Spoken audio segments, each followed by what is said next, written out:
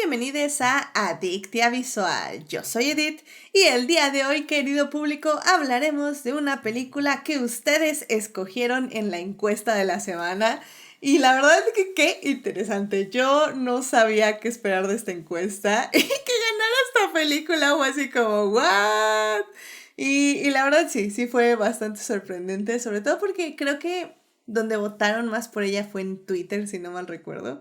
Entonces, estuvo interesante que haya ganado. La verdad, me pareció padre. Creo que es algo que sí tenía ganas de ver este fin de semana. No tenía ganas de ver cine de arte, definitivamente. Así que estuvo increíble. Pero bueno, querido público, ¿de qué vamos a hablar el día de hoy? Pues vamos a hablar de la película Batman Forever, que cumple 30 años de haberse estrenado. Y pues bueno, ya saben que aquí me encanta hablar de cine de superhéroes, al parecer. O al menos, no, bueno, obvio no, pero al parecer es la segunda vez en este año que vamos a hablar de cine de superhéroes. Así que, qué mejor que ahora darle el foco a Batman. Así que, para discutir, fangirlear, analizar y llenarnos de feels, está con nosotros Héctor. Héctor, ¿cómo estás? Bienvenido aquí al podcast.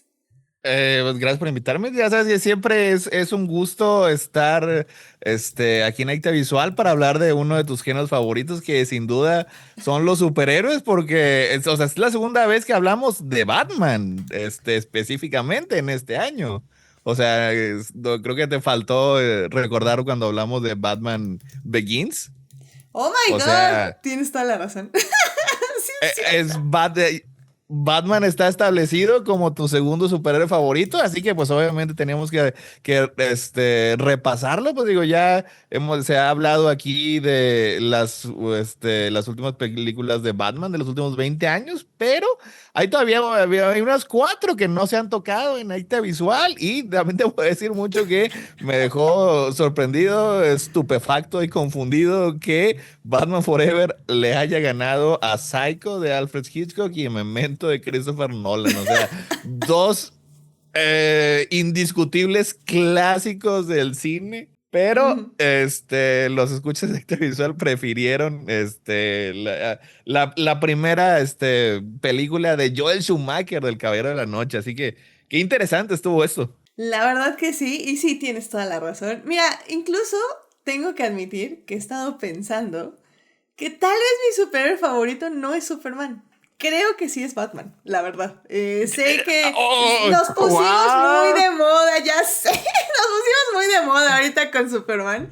Pero ya sacando cuentas y cuando vi cuáles películas animadas he visto, cuáles series y así. O sea, creo que Batman se lleva todas las de ganar, la ¡Wow! verdad. Sí. I know.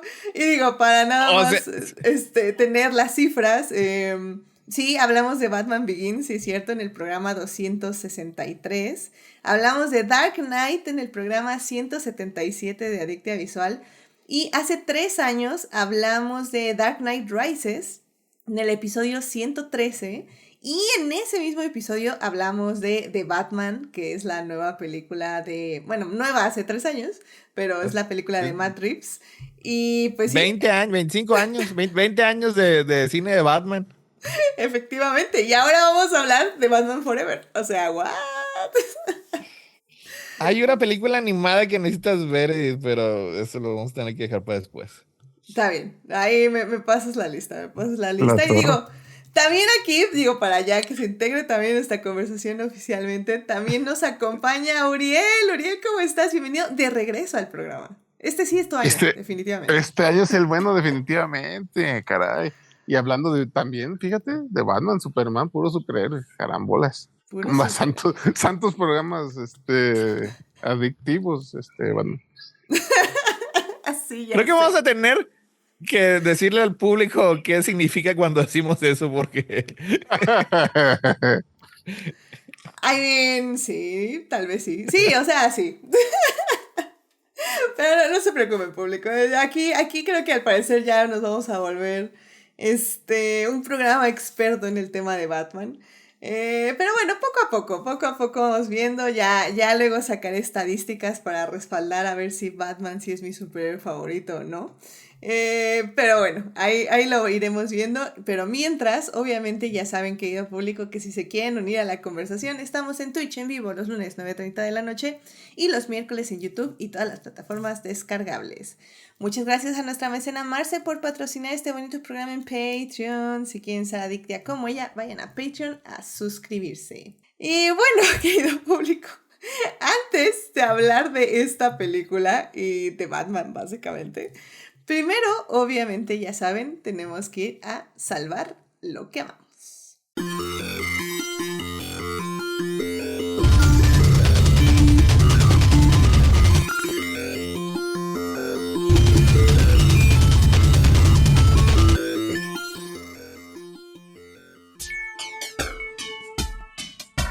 Muy bien, querido público, ya estamos aquí para salvar lo que amamos. Héctor, ¿qué te gustaría compartir con el público esta semana? Bueno, pues ya que vamos a hablar de la primera y única encarnación de Robin, de Dick Grayson o Ricardo Tapia en la pantalla, pues es un buen momento para recomendar algunas historias de Robin. Digo, pueden ir a la original, la de Detective Comics número 38 de 1939. Pueden checar Batman Dark Victory, pero más que todo, quisiera enfocarme en una serie que se está publicando ahorita actualmente, que DC Comics la está publicando en estos días. Se llama Batman and Robin Year One, bastante apropiado, y Year One es el membrete en el que DC utiliza para contar o recontar en muchas ocasiones lo que es literalmente el primer año de un superhéroe. En este caso es el primer año de Batman y Robin trabajando juntos. Es una miniserie de 12 números.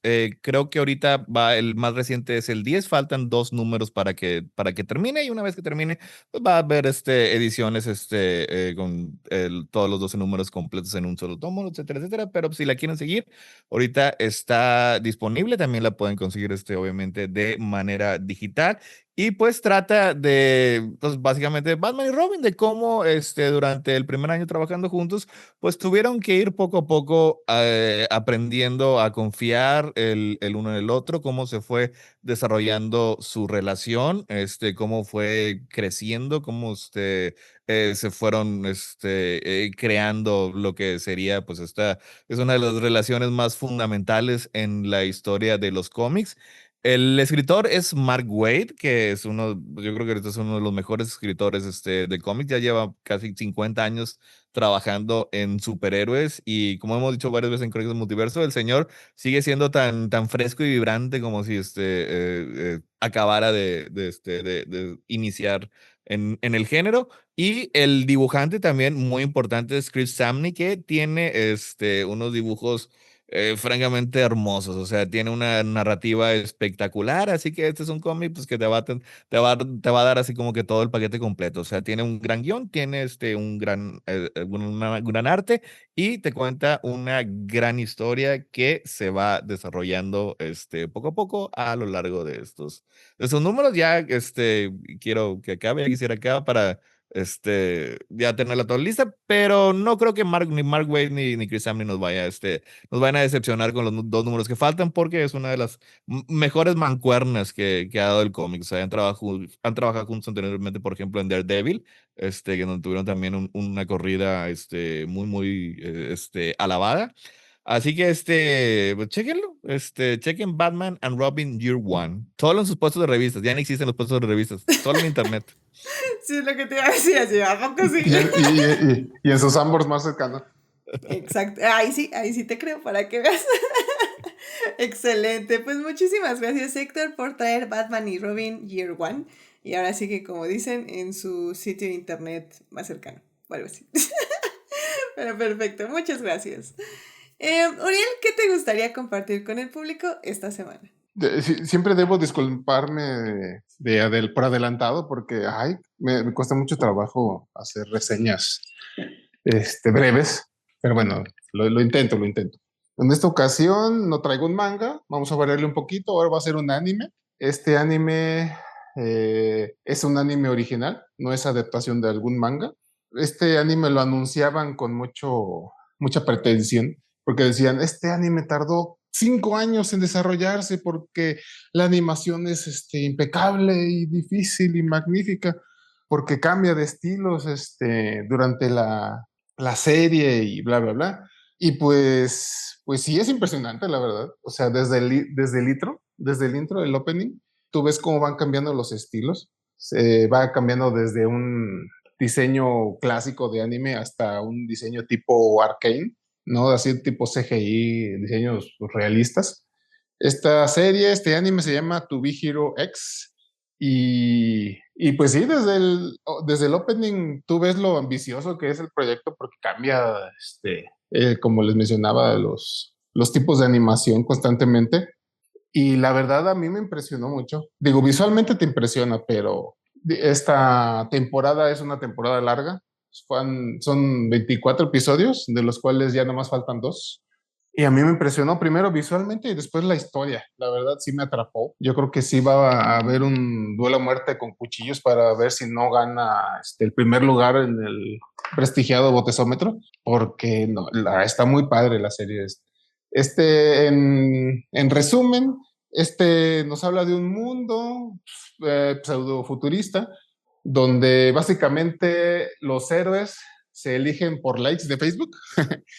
Es un habilidad que te da, digamos, cada ser humano tiene un contador de likes, básicamente, cuántos seguidores, cuántos admiradores tiene, y eso define tus habilidades. Básicamente, si una persona se vuelve lo suficientemente viral, pues básicamente idol se vuelve suficientemente famosa, puede hacer que su voz cure enfermedades o lo que sea. No sé, si un bombero salva alguna persona de un incendio arriesgando su vida y tiene muchos seguidores, pues puede volverse invulnerable al fuego y así, ese tipo de cosas, ¿no? Entonces este mundo se rige bajo esas reglas, el poder de la confianza que le dicen, y pues te va contando historias, ¿no? De varios héroes, cómo inician su vida, sus motivaciones, etcétera. Y al inicio pues son historias así como muy aparte una de otra, ¿no? Y te va contando pues justo eso, ¿no? Cómo van iniciando, qué hacen para volverse virales y cuáles son sus objetivos. Aquí el único tema es que pues los héroes no tienen que ser necesariamente heroicos, ¿verdad? Te pueden tener las motivaciones más viles que pueda haber. Y pues como es un tema recurrente en estas historias, pues los villanos son las malignas organizaciones que patrocinan a los héroes, ¿no? O sea, ellos solo quieren tener control, quieren tener influencia y pues pueden hacer lo que sea, ¿no? Pueden destruir vidas, familias enteras para conseguir su objetivo. Y entonces este mundo, digamos que tiene su propio ranking, ¿no? Cada año hacen el ranking de héroes y los primeros 10 héroes se enfrentan en duelos en un torneo para definir quién es el héroe número uno de ese año, al que le titulan pues el héroe X. Y ese héroe pues ya básicamente tiene toda la influencia del mundo, todo el poder para hacer lo que quiera. Y pues por eso las malignas corporaciones los patrocinan, ¿no? Para tener esa influencia. Para ellos mismos no les importa nada más que tener ese control. Y pues la historia es muy interesante porque te va poco a poco que te va presentando estos personajes.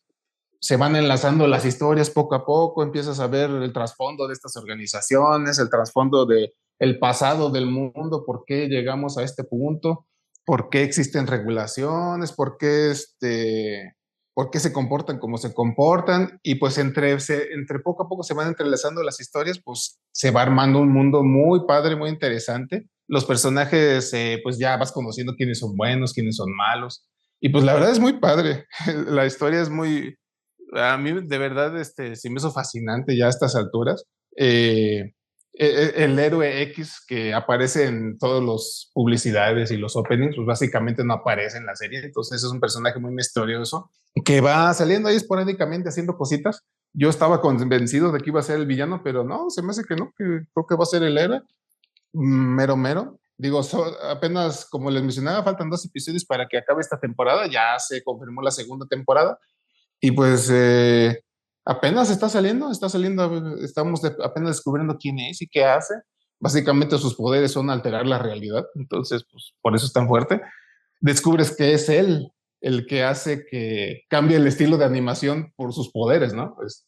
Truena los dedos y cambia la animación y él controla todo. Entonces está muy padre, está muy interesante. Los personajes son muy atrapantes, son muy variados. Digo, está desde tu cantante que se parece a Miku, hasta tu pseudo Superman, a tu cyborg ahí extraño, a una superheroína que puede controlar el tiempo, o sea, cosas muy variadas y muy divertidas de ver.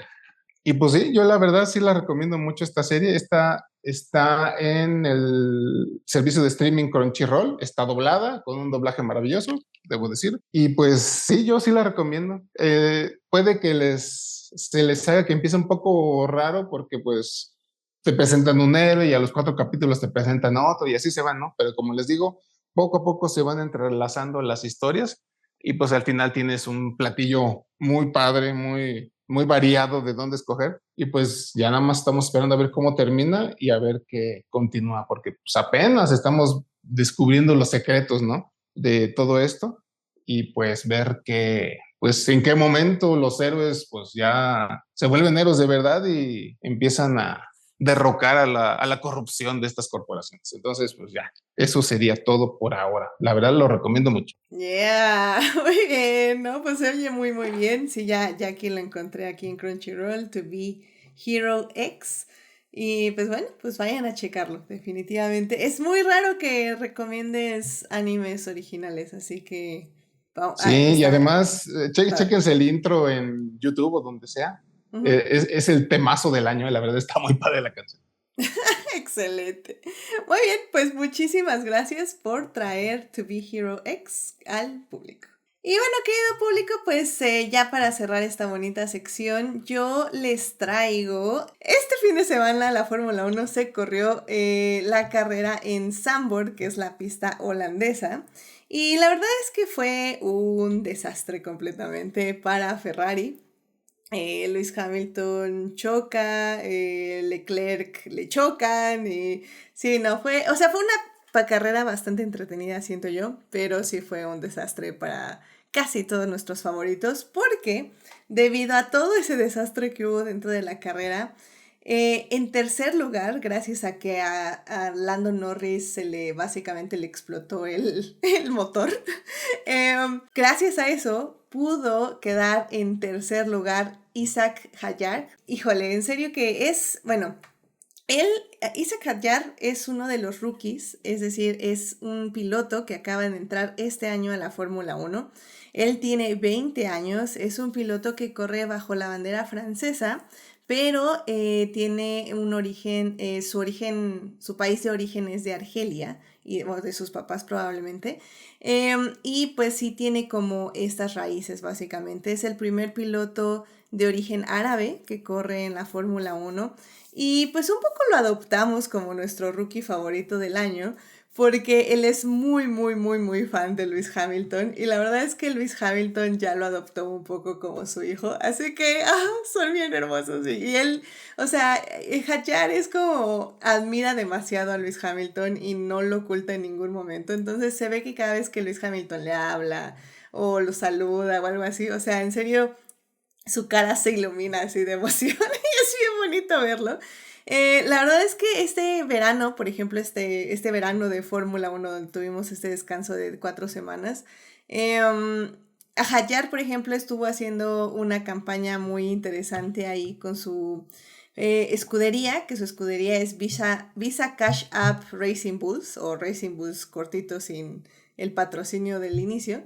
Y estuvieron haciendo una muy buena campaña publicitaria con su compañero de equipo, que es Lawson. Así que si la pueden ir a ver a Twitter, se llama Trae a tu piloto al trabajo. La verdad es que estuvo muy divertida. Pero bueno, aparte de eso, de estar haciendo TikToks y ser literalmente la cara de Racing Bulls y tener la mejor campaña publicitaria de mercadotecnia de la Fórmula 1, pues Hadjar básicamente tiene mucha historia. O sea, bueno, no mucha historia en el aspecto de que tiene historia como todos los pilotos de Fórmula 1, porque recuerden, los pilotos de Fórmula 1 empiezan muy, muy, muy chiquitos a básicamente entrenar en este deporte y a empezar a mostrarse como los buenos pilotos que son. Pero bueno, en este aspecto, Hadjar desde el 2020 ya estaba destacando, por ejemplo, en el campeonato francés de Fórmula 4 quedó en tercer lugar. En el 2022 quedó también en un tercer lugar en un campeonato de Fórmula Regional Asiática. Y luego quedó en cuarto lugar en la Fórmula 3. Luego en el 2024 quedó en segundo lugar del campeonato de Fórmula 2 y es cuando empezó a ser piloto de pruebas para básicamente para Red Bull en la Fórmula 1 y pues ya por eso en el 2025 ahora es aceptado en la Fórmula 1 y empieza a correr en los Racing Bulls, que antes eran Alpine, por si a alguien le suena más ese otro nombre. Y la verdad es que fue muy bonito verlo subir al podio porque, bueno, como digo, es el primer piloto árabe de la Fórmula 1, es el primer piloto francés en subir, más bien, es el piloto francés más joven en subir al podio a los 20 años. Es un piloto que literalmente sube al podio después de 15 carreras de estar en Fórmula 1. Ese no es un récord, pero digo, es un logro bastante grande también. Y me gusta mucho porque recordemos, creo que les hablé de hecho de esto en en Adictia Visual, que justamente la primera carrera del año, Hadjar, fue una carrera complicada porque hubo mucha lluvia y Hadjar se estrella en la primera vuelta, ni siquiera había empezado la carrera, en la vuelta de calentamiento se estrella, se tiene que retirar. Y pues se ve que va llorando, o sea, tiene el casco puesto, pero se ve que va llorando mientras va caminando hacia el facility, hacia donde tiene que ir. Y en el camino lo intercepta el papá de Lewis Hamilton y lo abraza y se ve que Hadjar como que se da cuenta que es el papá de Lewis Hamilton y lo abraza también. Y el papá de Lewis Hamilton luego dice que básicamente dijo, no, pues es que yo sé lo que es ver el papá de Hadjar no está aquí para estar con él y yo sé que él quisiera que alguien consolara a su hijo y que le dijera que literalmente para la próxima carrera se va a levantar más fuerte. Y dice, bueno, Hadjar dijo que sí fue un momento muy importante para él también recibir ese apoyo. Hubo muchas críticas al verlo llorar, hubo muchas críticas de gente vieja, racista y del diablo básicamente, llamado Helmut Marko, que decía que no, que Hadjar, que por eso los pilotos ya no son como antes y bla, bla, bla. Entonces, ver cómo literalmente de esa primera carrera, 15 carreras después, se sube al podio en tercer lugar y literalmente es el rookie con más puntos, es el rookie que se ha mostrado como más fuerte de todos los otros pilotos. La verdad es bien bonito verlo tan feliz, ver esa genuina alegría de subir al podio, de disfrutarlo, de no creerlo, de recibir todos los abrazos de toda la gente. Lewis Hamilton luego lo felicitó ya en redes porque Lewis Hamilton en ese punto ya no estaba. Bueno, yo creo que estaba por ahí, pero no estaba en el podio.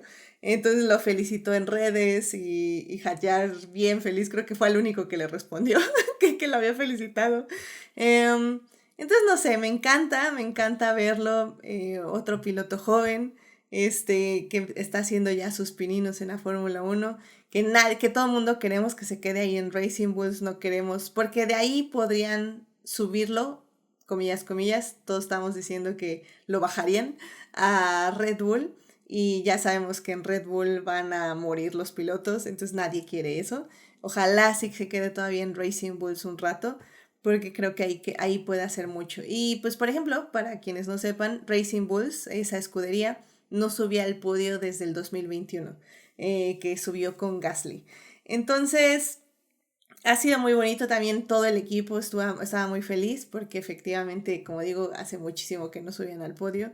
Entonces, sí, creo que eso es lo bonito de Fórmula 1. Por eso cuando me preguntan sobre mi deporte tóxico, siempre digo, sí, es un deporte tóxico y odiamos todos esos momentos, pero odiamos esos momentos tóxicos, pero de vez en nunca, en un día nublado, sale el sol y gana Isaac Hadjar el tercer lugar en el podio y todos podemos llorar de felicidad de ver cómo ha recorrido todo este camino y ha demostrado que no por mostrar, o sea, que mostrar emociones no significa que no te puedas levantar al siguiente día y ser aún mejor. Entonces, no sé, amo a Isaac Hayar, es nuestro rookie bebé, es el hijo adoptivo de Lewis Hamilton y definitivamente es al que vamos a estar apoyando ahorita y probablemente seguiremos apoyando en un futuro. Así que, qué bonito, qué emoción.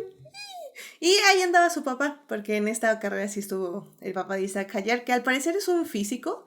Entonces, por eso Isaac en su casco tiene un montón de ecuaciones así como físicas, y por eso es un tributo a su papá. Entonces, eso no lo sabía, fue un dato curioso e interesante. Pero bueno, y pues ya, así que eso fue de Fórmula 1 y como digo, fue muy bonito. Pero bueno, querido público, ya vámonos a hablar del tema del día de hoy, que ustedes, por cierto, eligieron. Así que, querido público, vámonos ya a hablar de cine.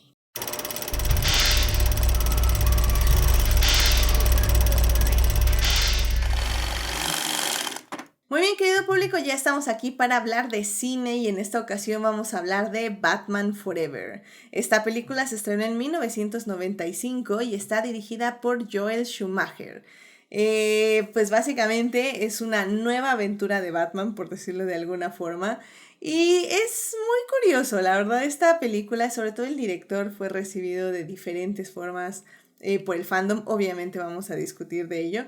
Pero bueno, para que se ubiquen qué tipo de Batman es el Batman interpretado por Val Kilmer y donde sus némesis van a ser Jim Carrey, que interpreta a el The Riddler, y Tommy Lee Jones, que interpreta a Two-Face o Dos Caras. Así que para hablar de esta película, querido público, en la primera parte vamos a hablar de la producción, porque creo que también es como bastante interesante cómo llegamos a Batman Forever, porque creo que nunca hemos tocado, más bien, no creo, nunca hemos tocado las películas antes de Batman que fueron las de Tim Burton. Entonces vamos a hablar un poquito del camino hacia Batman Forever. Y en la segunda parte ya vamos a hablar de la película en sí y cómo ha envejecido después de 30 años de su estreno. Así que, bueno, querido público, pues vámonos a la primera parte. Don't you dare feel guilty about your talent.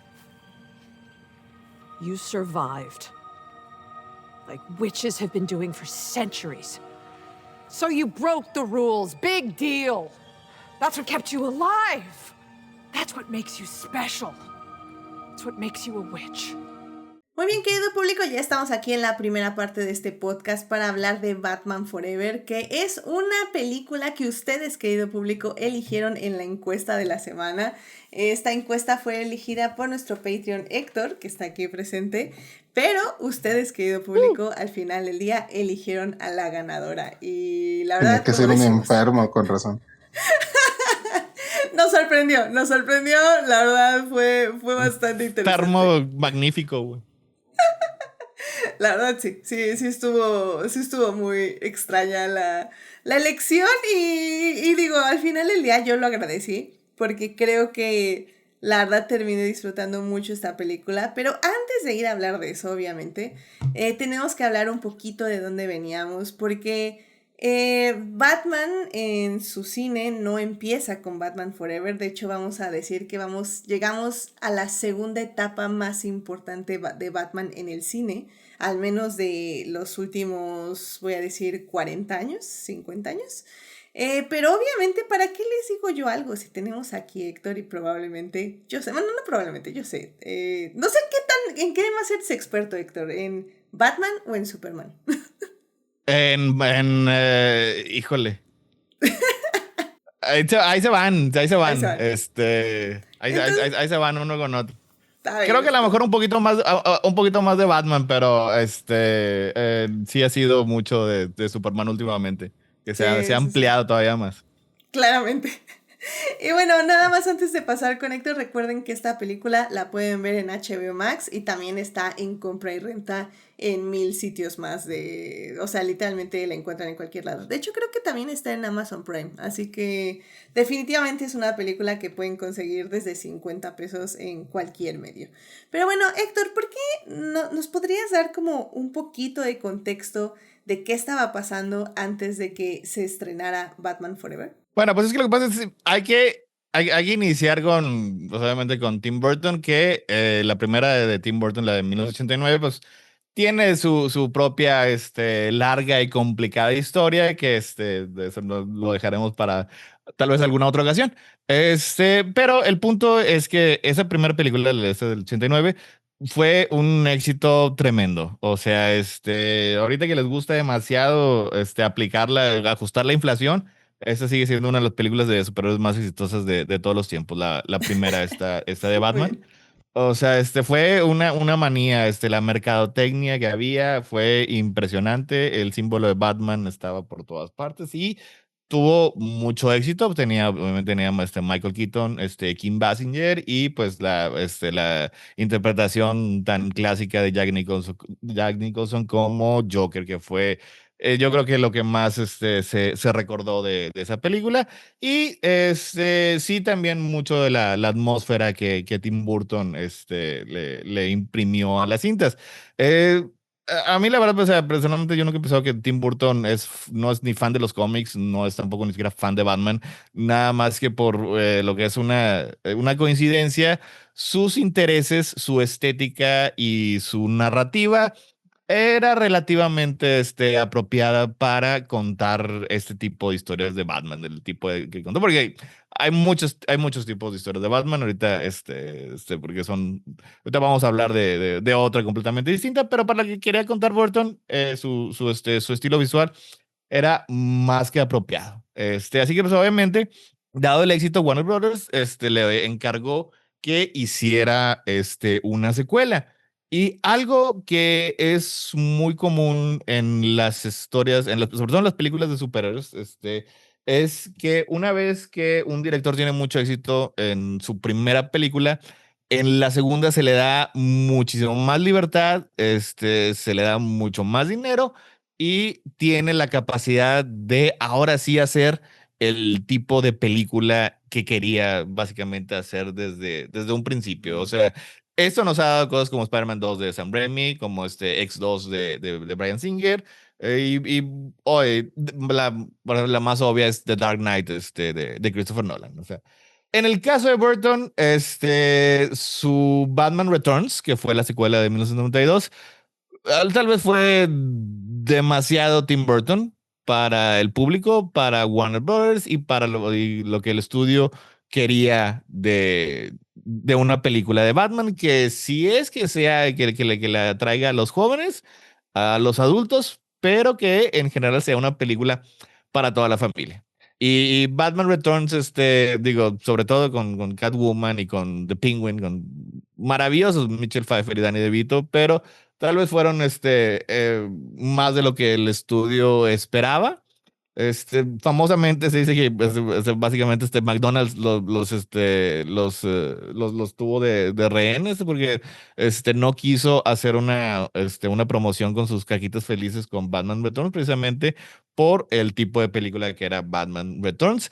Así que de una manera muy atenta, de una manera de hecho, bastante cordial, Tim Burton y el estudio decidieron que él no sería el director de la tercera película de Batman. O sea, no hubo así particularmente un gran conflicto. De hecho, Tim Burton cuando habla de esto, digo, lo toma de una manera, digo, bastante amable, bastante racional. Así que pues sí, se decidió que a lo mejor el tono de las películas de Batman tendrían que ser menos Tim Burton.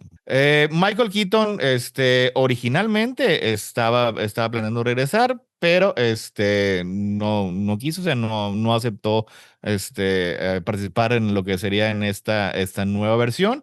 Eh, Curiosamente, digo, la música de Danny Elfman pues, siempre es característica de todas las películas de Tim Burton y su tema que es principal que hizo para Batman también es un clásico casi tan grande como el de Superman de John Williams.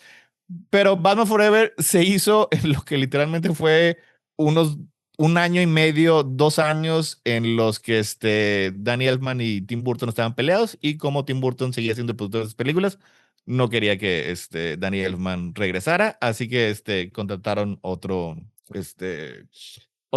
compositor. Pues obviamente se manejaron muchos nombres para Batman. Y finalmente el que acabó ganando el papel fue Val Kilmer. Cuenta la leyenda que recibió él el guión cuando estaba en una cueva de murciélagos mientras filmaba The Ghost in the Darkness, una película que hizo a inicios de los noventas y que aceptó siquiera sin leerlo. Para los villanos, que también para este punto pues eran yo creo que la parte más llamativa y más importante de las películas de Batman, llegaron a lo que era Jim Carrey, una de las más grandes estrellas de ese entonces, y a Tommy Lee Jones, un actor serio, ya también con una trayectoria que pues yo creo que le interesó, o sea, su hijo lo convenció a aceptar el papel y pues yo creo que iba a encontrar una manera de divertirse haciéndolo. La producción en sí fue bastante difícil, o sea, porque básicamente ninguna de estas personas que mencioné se llevaban bien. O sea, Joel Schumacher y Val Kilmer simplemente no congeniaron en el set, o sea, incluso pasaban semanas en las que no se hablaban, o sea, no tuvieron una buena relación de trabajo. Y también se cuenta que Tommy Lee Jones básicamente no soportaba a Jim Carrey. Así que cuando se presentó, se presentó él mientras Tommy Lee Jones estaba en un restaurante, le acabó diciendo, no puedo endosar tu bufonería, güey, le dijo a Jim Carrey. Así que su relación de trabajo pues no fue muy particular, positiva.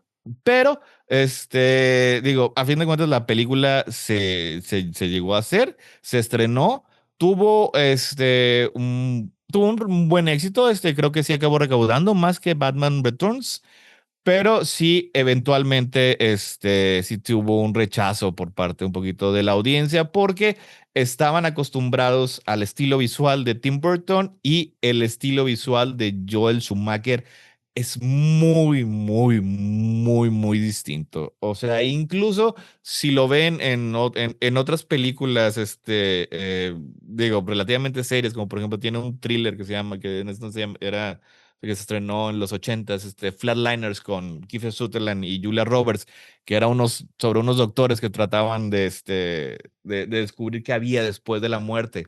O sea, incluso en la película que es, o sea, sí es thriller y es un poco suspenso, pero los sets y el estilo visual era increíblemente exagerado para lo que era pues una historia sobre doctores y hospitales y ese investigadores y ese tipo de cosas. Así que ya que se le dio la carta blanca de adaptar una historia de superhéroes con todo lo que eso conlleva, él decidió más que todo remontarse a lo que eran obviamente los cómics de los 40s y los 50s con ese estilo visual tan colorido.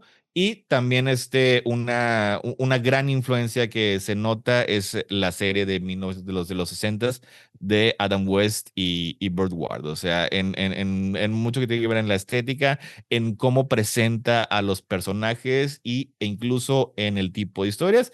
Hay muchas referencias a esa serie en particular en Batman Forever. Ahorita las mencionamos, sí, pero a la gente le había gustado, a los fans le había gustado el Batman oscuro, el Batman serio, que no era ni tan oscuro ni tan serio el de Tim Burton, pero es lo que la gente obtenía de esas películas. Así que al ver otro tipo de historia de Batman, que si leen un cómic de Batman es una historia igualmente válida que la que contó Tim Burton, sí hubo este rechazo hacia el color, hacia las bromas, y sí, yo creo que sí hay ocasiones en esta película en el que sí va un poco demasiado lejos. Pero también a mi parecer yo creo que esta es la primer película de esta serie de Batman en la que se tiene un genuino interés en hablar sobre Bruce Wayne, sobre por qué es Batman y también por qué tendría un compañero en el caso de Robin, porque no encuentro yo absolutamente nada de eso ni en Batman, ni en Batman Returns, o sea, más que cosas que como dije, a lo mejor por accidente compaginan los intereses de Burton con el personaje. Pero aquí sí yo creo que Joel Schumacher, o sea, tomó al personaje en sí relativamente en serio y intentó contar una historia con él. Así que eso es lo que yo más aprecio de esta película. Sí, recordemos que Joel Schumacher en ese punto ya tiene como bastantes películas que lo tienen bastante reconocido como un buen director. Digo, aquí en Adictia Visual hablamos de la gran Lost Boys en el programa 130, que definitivamente, como dices, o sea, tiene un estilo muy particular donde puede ser muy estrambótico, puedo decir, en ciertos tipos de cómo lleva a cabo Ah, visualmente sus guiones. flamboyante, Sí, eh, pero exagerado. sí, pero por ejemplo en Lost Boys, y lo dije en su momento, yo amo esa película porque queda muy bien con la trama. Y creo que en este caso en Batman Forever también queda muy bien, pero bueno, eso vamos a hablarlo ahorita en la segunda parte. También quería yo resaltar que justamente en la carrera de Jim Carrey, porque digo, ahorita ya lo conocemos como Jim Carrey, o sea, ya es un nombre por sí solo, pero en ese momento en Batman Forever ya estaba empezando a salir su carrera, o sea, todavía no tenía grandes, bueno, o sea, ya tenía muy buenos Es que, papeles, es pero que Carrie desde que salió en Ace Ventura se convirtió en una estrella. Pero, por ejemplo, Ace Ventura es un año antes. O sea, no tenía mucho tiempo como una estrella, nada más tenía un año de ser una estrella. Digo que al final del día es un año. Porque en el 94 saca tres películas. Saca Ace Ventura, The Mask, La Máscara, y Dumb and Dumber. Y esas tres películas, digo, al menos yo sé que Ace Ventura es muy famosa.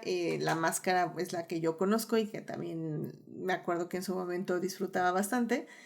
Y luego llega con Batman Forever. Y como bien dices, creo que Tommy Lee Jones es definitivamente lo odiaba, o al menos eso es lo que cuenta Jim Carrey.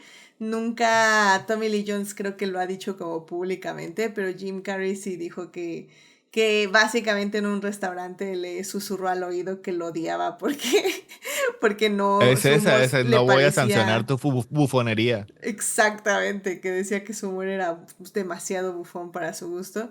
Y creo que como dices, o sea, al final del día el problema de la producción, que no, siento yo, no se nota tanto en la película, pero sí la producción en sí sí tuvo todos estos problemas, porque nadie de ahí se llevaba bien. Digo, ya por eso, más adelante, bueno, más bien en la siguiente película, en Batman y Robin, que saldría 2 años después, Joel Schumacher tiene que cambiar a Batman por George Clooney, porque definitivamente no iba a volver a trabajar con Val Kilmer.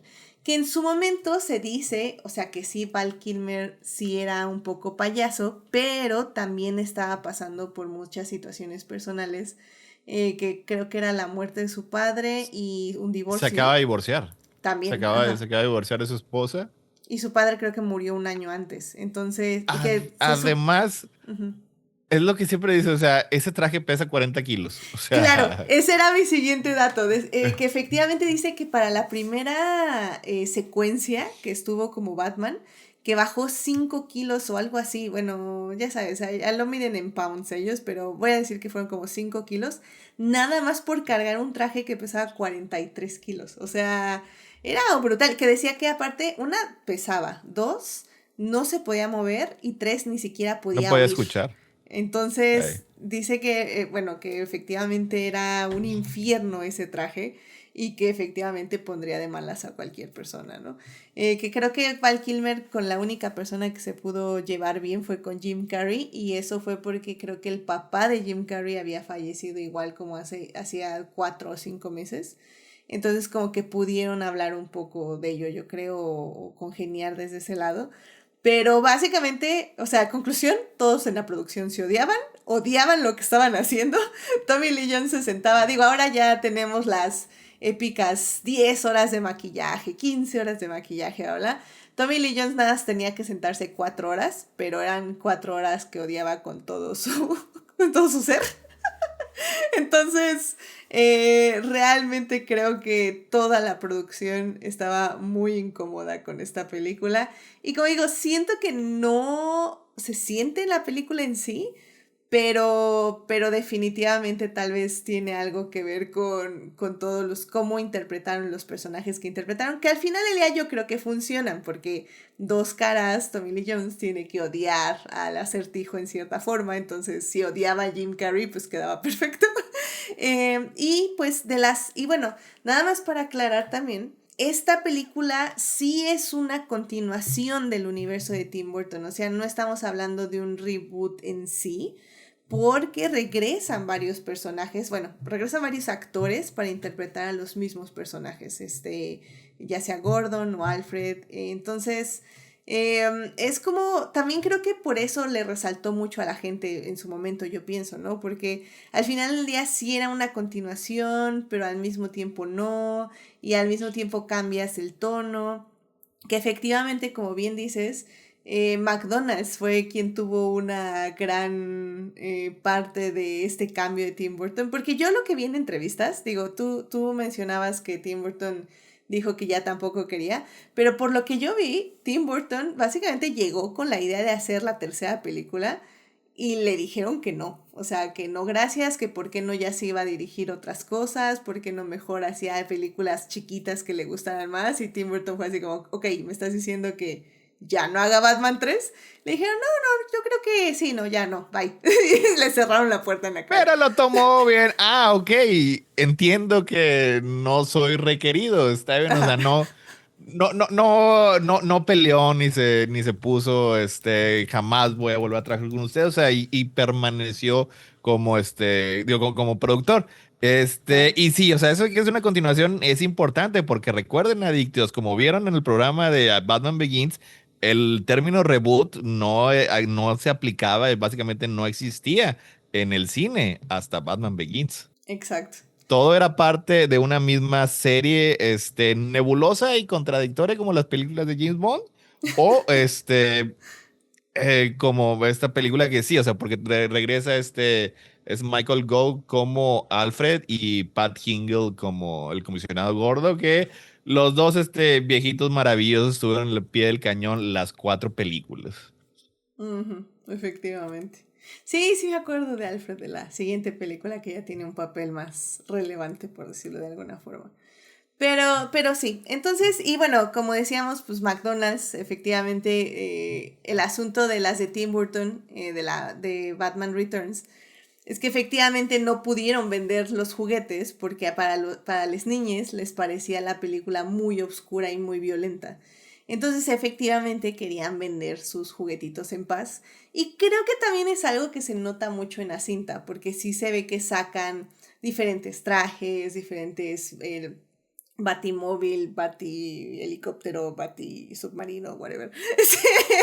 Entonces, como que sí, definitivamente esta película sí tiene esa intención de que sea dirigida a público más joven, o al menos que puedas vendérsela a un público más joven y que efectivamente no tenga tanta violencia, tantas insinuaciones sexuales, por decirlo de alguna forma, no tengas una sexy Catwoman. En eso fallaron.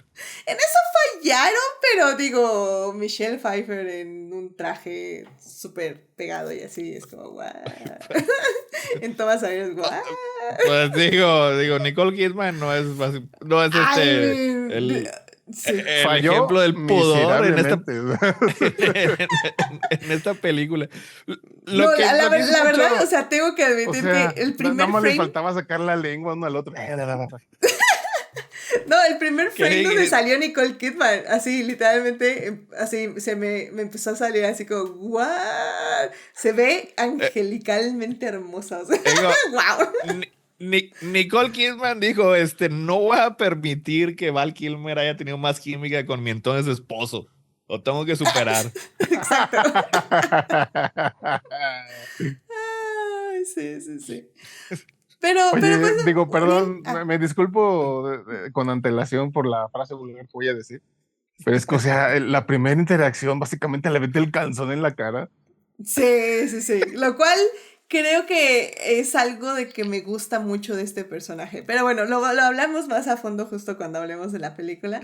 Pero bueno, Uriel, ¿algo más que quieras decir de la producción de la película? ¿Algún dato que tengas o que tú hayas visto? Por ejemplo, ¿cómo han envejecido para ti también los efectos especiales? Fíjate que, digo, no tengo datos, solo tengo experiencia propia, porque yo la vi de niño, o sea, yo vi la segunda parte, la de Returns, a una tierna edad y luego vi esta y pues en el cine a esa edad, pues la verdad no sientes la diferencia tanto. Yo me acuerdo que quería verla justo porque tenía curiosidad, ¿no? Ay, ahora qué villanos va a haber y cómo los van a representar, porque yo ni idea tenía de que ya no estaba Burton y que iba a ser diferente, ¿no? Y como dicen, ¿no? Ahorita, ¿no? Pues era a continuación, literal, o sea, usa el mismo traje, bueno, con pezones, pero técnicamente es el mismo traje, ¿no? O sea, es el mismo Batman, pues. Y al momento de ver la película en su momento, pues sí noté ciertas diferencias, pero pues yo estaba fascinado viendo a Robin y viendo a estos villanos que ahorita hablaremos más a fondo, pero en su momento yo estaba encantado, ¿no? ¿Qué quedamos que fue? ¿95? 5, sí, 95. Sí, no, pues yo tenía tiernos de 12 años, entonces pues yo estaba feliz viendo esta película, pero como dijo Héctor, o sea, al poco tiempo se transformó el gusto a rechazo, rechazo total, porque pues ya los comparas y dices, pues no es lo mismo, ¿no? Y pues a mí me gustaba el otro, entonces pues ya no me gusta. Entonces, pues sí fue un cambio fuerte, pero eso lo noté 10 años después, ¿no? O sea, todavía me alcanzó el gusto a la siguiente película, todavía. Entonces, digo, y la acabo de ver, ¿no? O sea, acabo de verla hace 10 minutos, acabo de verla y no se ve tan mal, ¿eh? O sea, visualmente, efectos, lo que tú quieras, no está tan mal. La verdad, la recordaba peor. Sí, yo creo que en efectos especiales, la verdad, envejeció muy bien la película. O sea, obviamente ayuda a que pues, en ese entonces se hacían muchas cosas prácticas. Obviamente ya había Ajá. efectos de computadora y así, pero bueno, se trataban de usar lo menos posible. Y creo que esta película efectivamente trata de usarlo lo menos posible. Entonces la película visualmente yo creo que envejece muy bien. O sea, independientemente a quien le guste o no el estilo, creo que esa es otra cosa, pero visualmente envejece muy bien y sí, los trajes sí se ve que pesan 40 kilos, pero se ven bien. Que digo, por cierto, los pezones están justificados porque básicamente el diseñador lo que quería emular eran las Los armaduras dibujos. romanas. Ah, No, las estatuas Ajá, clásicas, las estatuas. grecorromanas. Exactamente, las estatuas clásicas grecorromanas y pues no, pues efectivamente que wow. emulan mucho la anatomía humana, en este caso la anatomía masculina. Entonces tenía que resaltar y exaltar ciertos atributos físicos que son muy bien ilustrados en los O sea, close-ups. ahí te Oye, imaginas a Alfred ahí esculpiendo ahí los batipezones en las armaduras. Exacto, Se les dedica 4 o 5 horas para que queden lo más, simétricos. lo más verosímiles. Exacto, exacto. Que bueno, rápidamente en el chat, nada más para saludar, está ahí Sofía, que dice, la segunda película de Batman de Burton me gustó más. Michelle Pfeiffer y Danny DeVito son los que destacan en esa película. Y Marcelis21 manda saludos a Héctor, así que muchísimas gracias por estar ahí Muchas en el gracias, chat. Marsalis, saludos. Y Y, ajá, adelante. Batman, esa segunda película de Burton sí es un poco conflictiva porque se me hace que es la menos película de Batman en la historia, pero me gusta mucho. Ah, yo tendría que volver a verla, pero sinceramente ya Burton me da mucha flojera con todo el respeto a Sofía, que yo sé que es muy fan, pero sí, no, ya Burton ¿Cuándo ya toca, no Edith? puedo. Pues creo que sí ha salido ¿Es en del encuestas, 92? pero no, nunca ha sido elegida. Sí, a ver, Ay, un 7 añitos, sí, la no pasa nada. película es, aquí las tengo. ¿Es del Batman es del 92? ochenta y El nueve y siguiente. Batman Regresa es del 92, efectivamente. Ujú. Entonces, y Batman y Robin es del 97, así que En, en 2 años es aniversario. exactamente. Ay, pero Que bueno, también pues sería junto con Batman y Robin. Sí, de hecho, quedan el mismo año de aniversario de Adictia Visual. ¡Hala! Que Fíjate, Batman y Robin siento que sí la vi hace poco, pero no sé por qué ni me acuerdo cuándo. Tendría que checarlo, pero Batman y Robin también yo, es otra peli que me interesa volver a ver.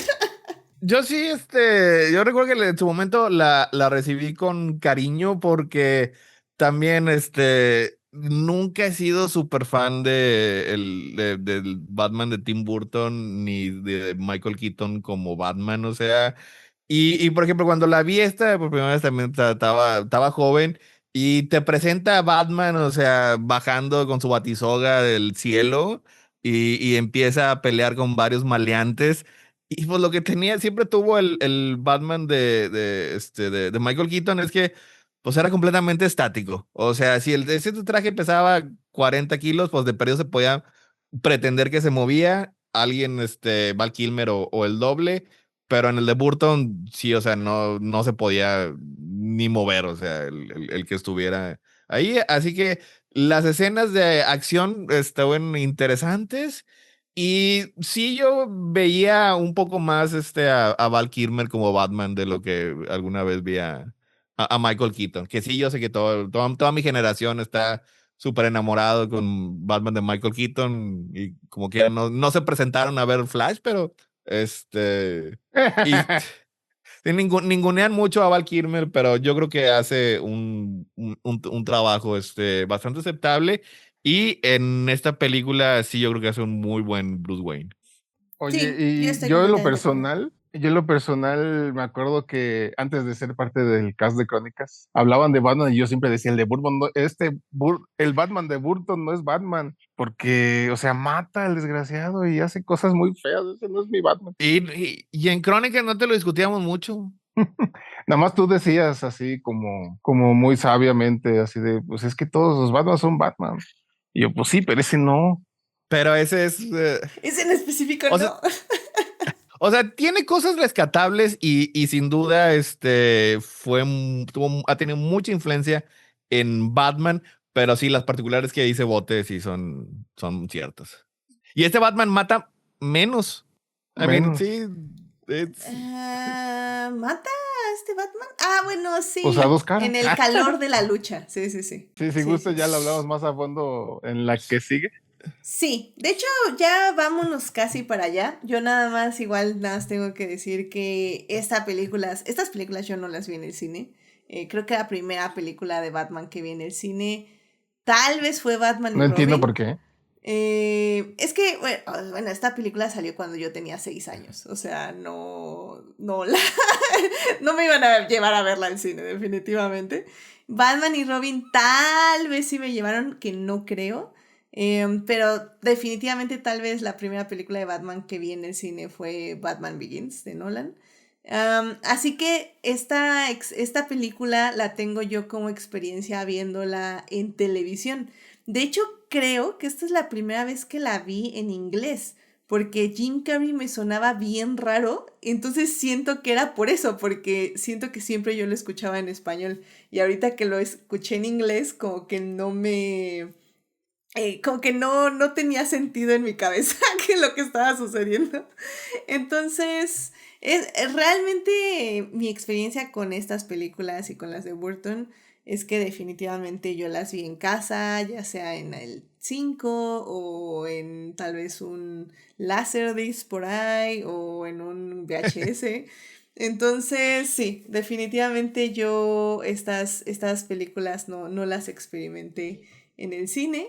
Y creo que eso a mí también me ayuda mucho, porque yo nunca consideré estas dos películas de Schumacher como malas, o sea, a mí me parecieron siempre muy entretenidas, creo que son las que más recuerdo, porque ahorita si me preguntas de qué, o sea, escenas o la trama de las de Burton, yo no me acuerdo de mucho, o sea, te diré una o dos escenas a lo mucho, y las de no tienen Schumacher. mucho que digamos. Y las de Schumacher, yo me acuerdo de muchas cosas, o sea, me acordaba muchas cosas de esta. Ahorita hace muchísimo que no veo Batman y Robin y aún así te puedo decir secuencias completas lo que pasa. Entonces, para mí, para mi mente infantil de ese entonces, las de Schumacher definitivamente son más relevantes que las de Burton. Pero como digo, también Burton nunca ha sido mi cup of tea. Que ya también Sofía me estaba reclamando en el chat. Me dice, más respeto al maestro Burton, tiene buenas películas. Debatible. No es cierto. Ed, Hemos hablado de Wood es una buena. Ed Wood, hemos hablado de cosas de Burton, hemos hablado del Gran Pez y creo que hablamos mal de la película en el programa 182. Yo recuerdo que creo que no me gustó.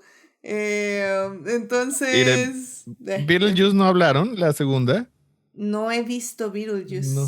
Guácala. Entonces no. O sea, creo que ya la vi la primera, pero tal vez me dormí o algo porque no recuerdo absolutamente nada. Así que... Yo con orgullo vi la primera hace 2 años, o algo así. Y fue fue la razón por la no ver la 2. Ujú. Y por ejemplo, dice Sofía que Ed Wood sí está buena. Así, Nightmare Before Christmas así es mucho me de gustó. Henry Selick, no es de Tim Burton. Entonces, esa Es todo un debate, Y qué pero. tristeza. I mean, eh, yes. Es Pero ya cierto. nada más para. Antes de pasar a lo demás, sí, pues obviamente, ya cuando no quería regresar Michael Keaton, pues uno de los nombres que sugirió pues, fue Johnny Depp, no podía no hacerlo. Así que Johnny Depp pudo haber sido Batman, sí, y podemos, O sea, No, le esa línea dijeron, temporal no vamos debe estar muy padre.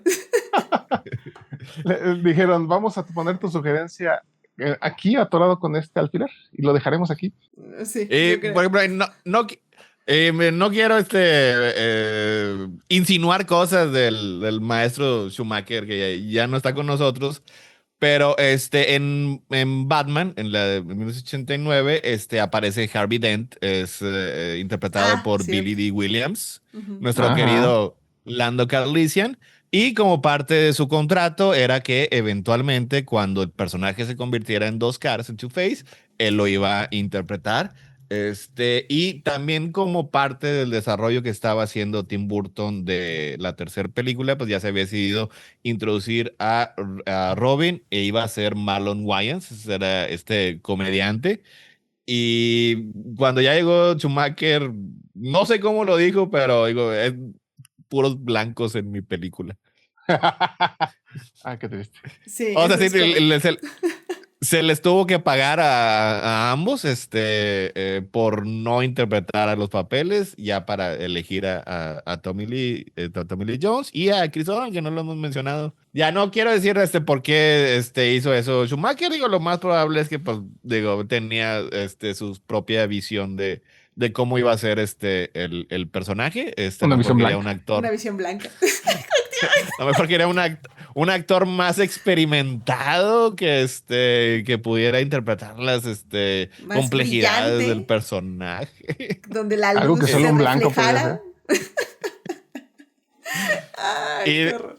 y de Robin, pues bueno, Marlon Wayans pues es conocido principalmente por ser comediante, a lo mejor que eso es lo que... Pero no Sí. sé, solo es un dato que... Sí, no podemos. Así que tendríamos que sacar una ouija para hablar con Joel Schumacher. Y no creo que nos conteste, así que mejor lo dejamos así. Mejor lo Pero dejamos bueno. así, sí. Sí. Pero bueno, pues pues ya con eso creo que ya nos podemos justamente ir a hablar ahora sí de la película y la verdad va a estar padre. A mí, como digo, a mí me pareció muy divertida. Así que vámonos ya a hablar de la película. Pues sí, vámonos.